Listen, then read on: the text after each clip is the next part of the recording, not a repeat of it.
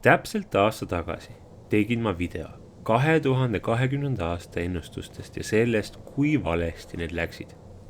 Tegemist oli 40-minutilise videoga, kus ma analüüsin iga ennustust ja üritasin iga ennustuse loogikast aru saada. Aasta lõppedes tegin ma kokku pea 1 tunni jagu videosid, mis uurisid TV3 ja Kanal 2 poolt välja toodud näiteid ennustustest, mis nende meelest täppi läksid. Ma sukeldusin veel sügavamale ennustuse loogikasse.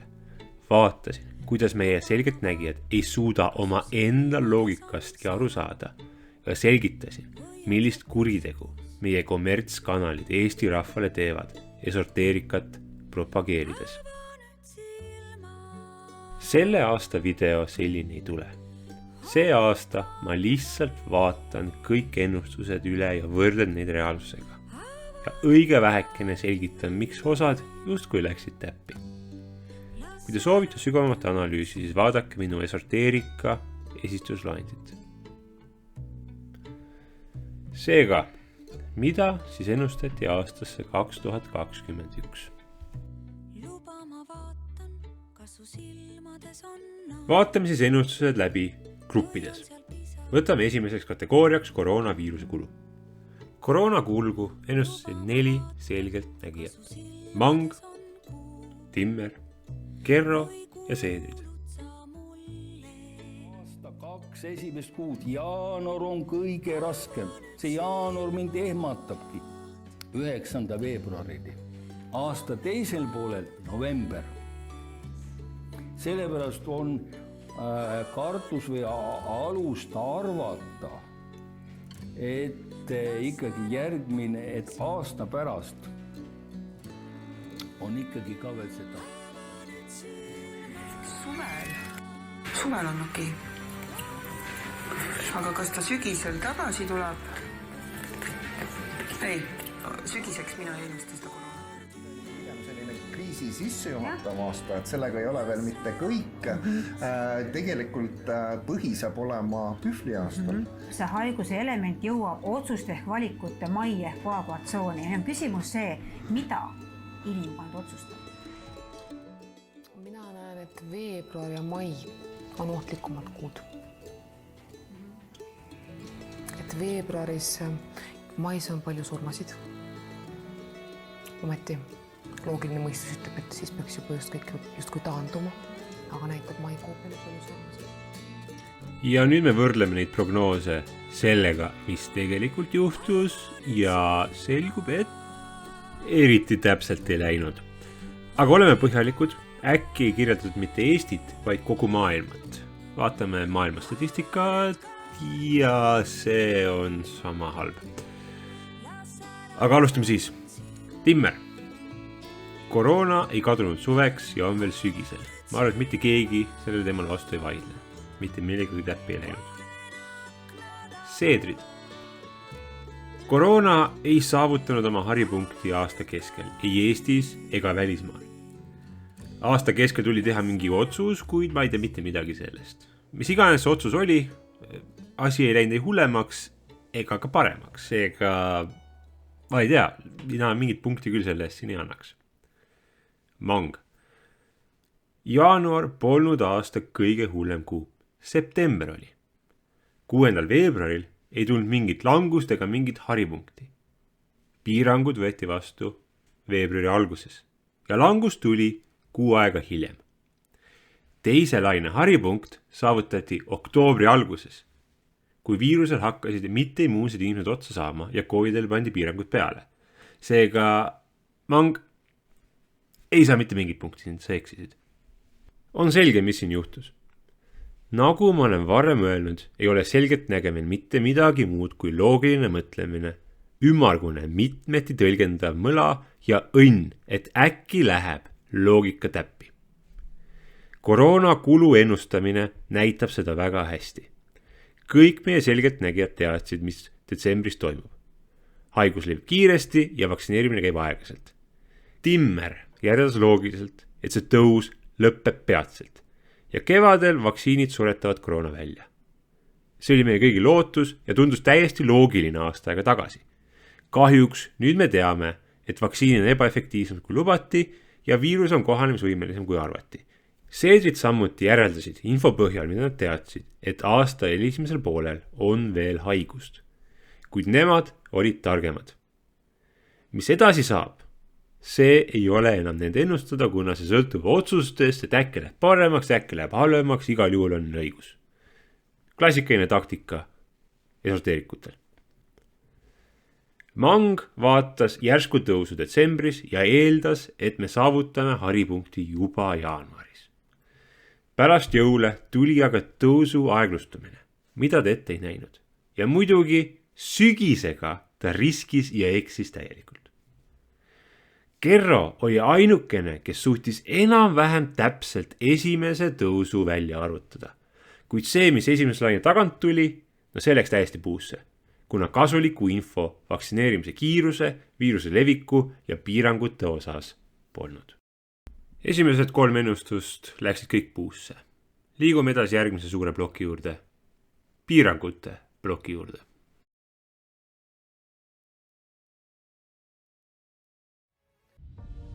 Numeroloog Timo Reinpali sõnul on 2021. aastasse sisse kodeeritud rohkem vabadust, kuid nagu ka Mangi ja Kerro ennustused näitavad, jõuab maailm piirangute lõdvendamiseni alles kevadel. Arvestades möödunud 2024. aasta staatilise jäiga positsiooniga tuleb siin palju enam vabadust inimestele. Palju on tõuse, palju on langusi, aga kindlasti on ta vabadust. Ja piirid ja tõkkeid lubav aasta. Kui 4. loob piire, takistusi, piiranguid, nagu see möödunud aasta meil siin näitas, siis 5. aasta ta kätkeb endas natuke staatilisust energiat alguses 4. aastast veel. Siin mõned kuud ja siis hakkavad toimuma muutused. Tõsised muutused jõuavad kätte aprill-mai. Ei ja veel kord ei. Aasta algas ilma piiranguteta. Kuid siis tuli järsk muutus kohe aasta alguses, kui Keskerakond, EKRE ja Isamaa Liidu liit purunes. Nemad olid need, kes pooldasid karme piiranguid. Reform ja Keskerakond lubasid oma uues liidus olla leebemad. Ja nad panidki veebruaris piirangud peale, mis olid kõvasti leebemad kui eriolukorra omad. Neid piiranguid hakati kaotama mais. Tõesti, maikuu oli muudatuste kuu, kuid mitte kõigile. Vaktsineerimata inimestele piiranguid jäid peale ja toona oli vaktsineerimata enamus Eesti populatsioonist. Ja muidugi need muudatused polnud igavesed. Piirangud tulid tagasi oktoobris ja vaktsineerimata inimestele pole mitte midagi muutunud, neil on endiselt piirangud peal. Hetkel näen olümpiamänge ei tule. Nad toimuvad teistmoodi, kas nad toimuvad ilma publikuta või? Päris nii ei toimu, nagu enne toimus. Inimesed seal ei ole meid. Puuhtlane, niimoodi ei ole kindlasti olümpiamäng enam. Sellega on küll pahasti. No sellega on ka, jällegi vaata, kaardid nagu näitavad seda, et siin on nagu see, mis hoiab kinni, et see ei saa nagu teha nagu peal. Inimesed sinna kindlasti, publikut ei ole saalis, rõudselt ei ole. Ei, publikut kindlalt ei ole. Kui nad teevad, siis nad teevad ainult niimoodi, et ma ei tea, kas need igaüks on oma maal või mis iganes, aga niimoodi see Eurovisioon küll ei toimu. Ja president tuleb. Aga ma näen... On mul siin üldse midagi lisada? Liigume edasi. Paraku pole ka algav 2021. aasta reisimiseks soodne. Pigem tasub nüüd keskenduda enesearendamisele oma kodus. Ootame, me ei tea, suur teadmatus. Pühvli aasta ei soosi veel põhimõtteliselt sellest aktiivset reisimist. No ütleme niimoodi, et aasta lõpupoolel nagu Mina küll ei ütleks, et praegu on parem reisida kui aasta alguses. Vaktsineerimata inimestel kohe kindlasti mitte. Ja aasta lõppedes osad riigid isegi karmistavad oma piire. Vaadake meie välisministeeriumi kodulehti, kõik on seal kirjas. Aga nagu ma varem mainisin, on perekond Seedrid väga targad. Tegelikult nad ju ei tea, mis toimub. Nad lihtsalt oletavad, et võib minna halvaks, võib minna paremaks. Seega ükskõik, mis juhtub, on neil õige. See on nendel lemmik võte.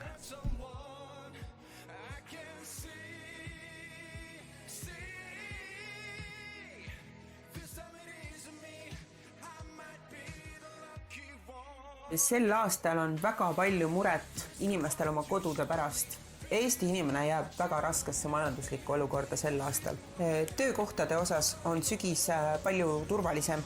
Hakkab kuidagi uuesti käima minema jälle see elu meil siin. Millega inimesed hävivad väga palju oma elamistega kinnisvaraga. Et kellel ikkagi ei ole nagu seda maksta, siis ei ole. Mis puudutab inimeste tööd jälle, siis nagu ma ütlesin, kui kevadel või kui läheb roheliseks, hakkab see kõik taastuma, inimeste töö jälle taastub, aga siin on nii palju juures sellist ärakasutamist või seda, et kus siin hakatakse mängima rahadega, et vähendama raha, vähem maksma raha, odavamat pakkuma enne seda tööd, et hästi suur segadus ja see kestab veel ja see kestab sügisel veel. Ei. Majandus tõesti kukkus esimesel kvartalil, kuid juba kevadel, teisel kvartalil hakkas see taastuma ja sügiseks käis majandus täistuuridel. Keskmine palk kasvas pidevalt ja kodutute arv ei suurenenud. Absoluutselt kõik, mis ütlesid Timmer, läks valesti. Suured korporatsioonid kaotavad oma jõu, lähevad pankrotti, väikeettevõtted kaotavad oma jõu, lähevad pankrotti ja kui nüüd seda toiduprobleemi muud moodi ei saa lahendada, siis aitab ainult naturaalmajandus, et linna inimesed võivad tõsiste probleemide ees olla, kuna kõik palgad kaovad, töökohti ei ole, nii et see majandus on küllaltki kehvale järjele võib minna. Aga 21. aastal ilmselt Eesti peab vastu veel sellepärast. Vau. Lihtsalt vau. Mis ma siin ikka öelda oskan? Mina saan oma raha eest asju osta. Nii Eestis, Indias, Lõuna-Aafrika Vabariigis. Linnastumine jätkub, kollapsi pole juhtunud ega juhtu ka, kapitalism toimib täiesti normaalselt. Lihtsalt ei. Lihtsalt liigume edasi järgmise teema juurde. 5 on ka seksuaalsuse number, aga siin tuleks samuti inimestel ikkagi natuke arvestada, et terve mõistus säilitada, et oma suhete valikutes, sest aasta on üldse väga soodne suhtlemiseks ja inimesed võivad otsida uusi suhteid, uusi kontakte. See aasta ei soosi perekonda, mis tähendab, et on palju lahkuminekuid. See võib olla ka abielukriisi aasta. Selles mõttes, et kõik erutab ju kõik uus ja huvitav, eks ju. Abielude ja lahutuste statistikat kahjuks avalikustatud veel ei ole. Kuid ma julgen siiski sellele ennustusele risti peale tõmmata. Eelmise aasta statistika näitas, et koroonal pole suurt mõju ei abieludele ega lahutustele. Ja viimastel aastatel on tähendatud siiski suhteliselt stabiilset langust mõlema osas. Ja ma väga kahtlen, et see muutub see aasta. Kuid kui ma eksin, siis ma annan teile teada. Seksuaalsuse puhul on seda väga keeruline hinnata, kuid mina võtsin aluseks suguhaiguste statistika. Selle järgi on kõik suhteliselt stabiilne. Osasid haigusi on rohkem, kuid teisi jälle vähem. On õige väikene kasv, kuid mitte midagi üüratut. Rasestumise osas veel ei tea. Kui järgmine aasta tuleb beebibuum, siis ma ilmselgelt eksisin, kuid ma kahtlen selles. Seega, armastuse osas ei ole suurt midagi muutunud, ei muutu ka ja ennustused olid valed.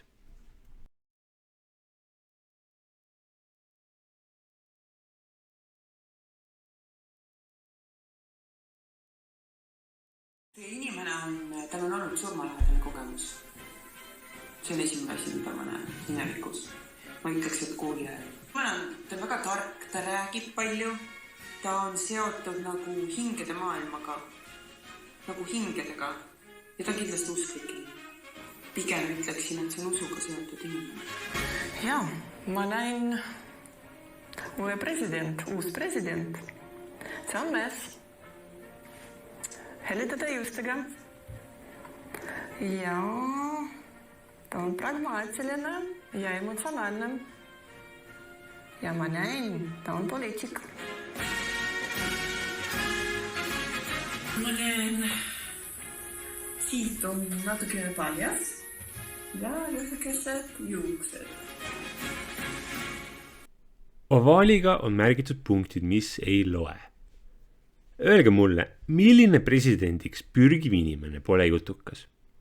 Milline presidendi valimisi võitnud inimene ei ole tark?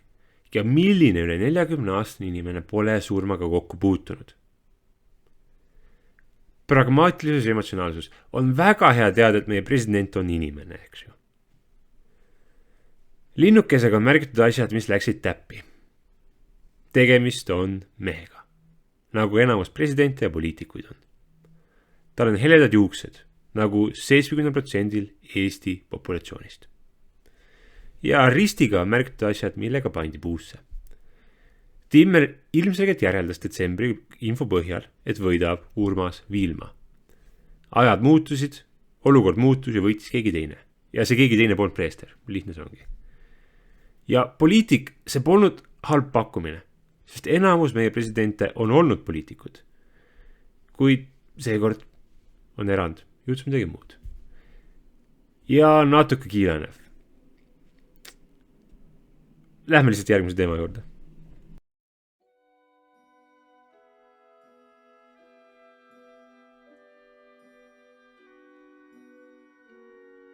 Ja tulevad mingid valed siiski ilmsiks.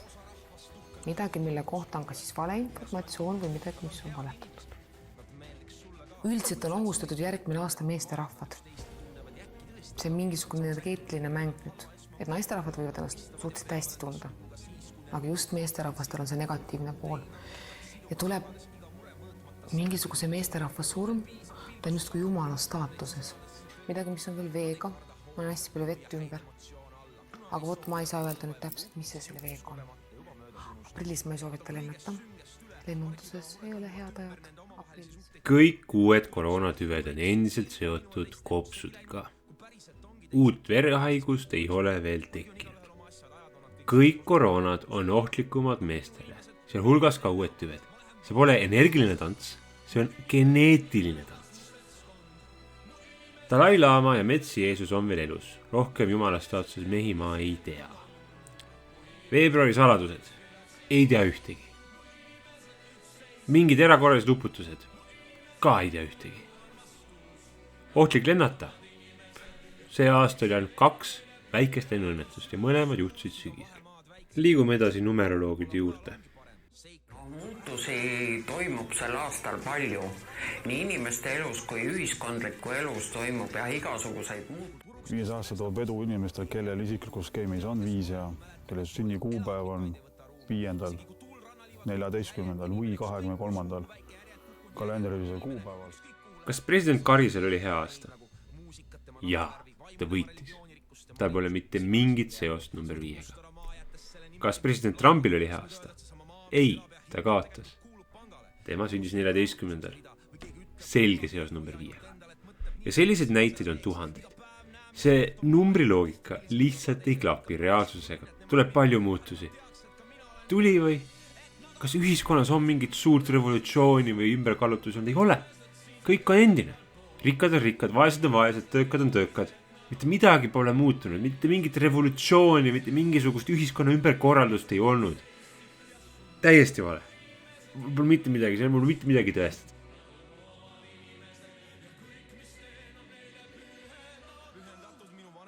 Во-первых, следующий год и этот год как чуть-чуть друг друга похожи по энергетически. Oleme pidanud nagu oma saavutuseks või oma võiduks, kui me oleme uhke all, see lõigatakse kõik läbi, me hakkame nagu nullist peale. Kumb see siis on? Kas on sama nagu eelmine, aga veidi stabiilse või suurte muudatuste aasta, kus eelmise aasta töö nullitakse? See pole kumbki, kuna defineerimise vabadust on neis lausetes väga-väga palju. Kui mõelda, siis saab tõesti seda aastat pidada eelmise sarnaseks. Mured on ju samad, koroona, Venemaa ja nii edasi. Kuid väljakutsed on hoopis teistsugused. Uued mured on vaktsineeritus, pagulased, majanduse ülekuumenemine. Kogu selle aasta kogemus ja emotsioon elada aastal 2021 on ju erinev. Kas aastad 2016, 17, 18, 19 olid sarnased? Nojah, ei olnud koroona. kuid sellele vaatamata need ei olnud sarnased, sest et samamoodi olid väljakutsed ja kogemused hoopis teised. Sa võid defineerida sõnu energia ja sarnasus nii, kuidas soovid. Ka niimoodi, et kõik aastad pärast Eesti iseseisvumist on ju nagu sarnased ju. Või pärast tööstusrevolutsiooni on kõik nii sarnane. Või pärast tsivilisatsiooni teket on kõik nii sarnane. Või pärast inimkonna teket on kõik nii sarnane. Selle eest see punkti ei saa. Timmer teadis detsembris, et haigestumine oli kasvamas. See madal nakkumisnäitaja, mille üle me nii uhked olime paar kuud tagasi. See oli minevik. Riik oli otsustanud mitte sekkuda ja haiglad hakkasid täituma. Just nagu kõik see töö, mis oli tehtud, kaotati ära. Mitte päris. Reeglid, süsteemid, skeemid, mis Ratase ajal välja töötati, jäid Kallase ajal muutmata. Samad reeglid, loosungid, diagnoosid on endiselt. Taktika muutus, kuid suurt plaani ei muudetud. Suuri muudatusi ka ei tulnud. Nullist jäktud peale ja lõpuks tuli Kallasel ikka Ratase meetodit kasutada ja kehtestada piirangud. 0 punkti Timmerile.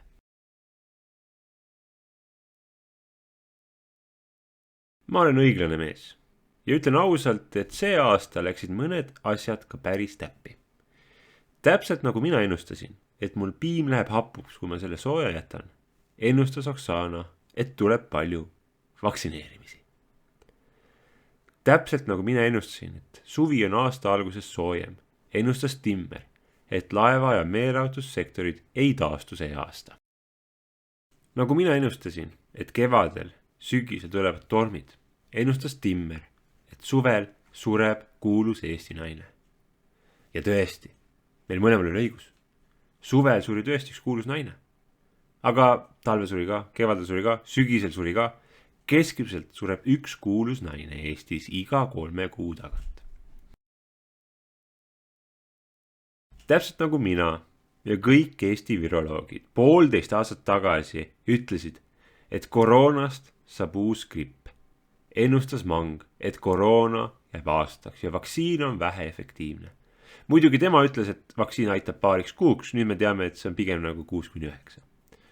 Kuid tegelikult ma arvan, et Mang mõtles uusi tüvesid, mis tema ennustuste ajal olid väga levimas. Mitte, et vaktsiinid oleks ebaefektiivsemad. Ja sama arvasid ka meie viroloogid, seega see on aus viga. Täpselt nagu mina ennustasin, et see aasta vesinikuautod ei tule, ennustasid seedrid, et muudatused tulevad aeglaselt. Ning täpselt nagu mina ja meie haiglad ennustasid, et olukord halveneb ja plaaniline arstiabi kaob, ennustasid seedrid, et tervis käib alla. Tundub, et mul on ka annet. Ma peaks ka oma enda raamatu kirjutama saates, mida toob aasta 2022 osalema. See oli nali, ma oleks oma ennustustega liiga konkreetne. Mina oleks Mangi asemel otse öelnud, et uute tüvede tõttu ei kao koroona kuhugi. See oleks siiski olnud pooltõde, aga Mangi juttu saab tagantjärgi pidada päris tõena. 2 tundi videosid, 100 ennustusi ja mitte ükski ei läinud 2 aasta jooksul täppi.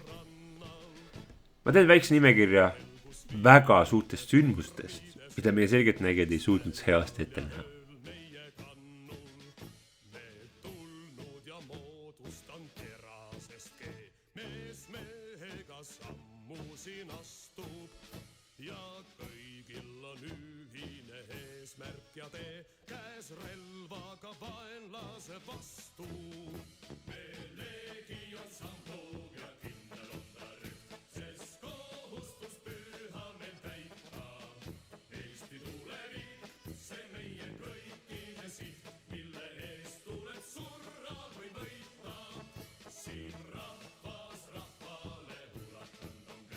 See nimekiri võiks pikem olla, aga see video on juba 20 minutit pikk.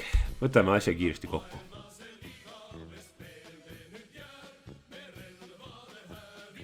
Mitte ükski selgeltnägija ei võida mitte kunagi loteriid või ei saa mitte kunagi rikkaks börsiturul mängides, kuna nad ei näe tulevikku. Nad lihtsalt oskavad loogiliselt enam-vähem pakkuda. Eelmine aasta ei teatud koroonast mitte midagi ja mitte keegi ei ennustanud seda ette. See aasta ei teadnud mitte keegi, et Lukašenko hakkab pagulasi kasutama ja selgeltnägijad ei osanud seda arvata. Need selgeltnägijad teevad sama, mida nende saadete eksperdid. Aga erinevalt ekspertidest, kes on ennast majanduse, moe, kliima ja poliitikaga kurssi viinud, õppinud seda ja teavad, millised reeglid ja jõud mõjutavad nende valdkonda, siis meie selgeltnägijad ei tea seda. Nad on harimata ja ei viitsi ennast isegi selle teemaga kohati kurssi viia ja sellepärast nende ennustused ei lähegi täppi. Ja kuna nende ennustused ei lähe mitte kunagi täppi, tuleb neid õigustada oma osavõttu näitemänguga.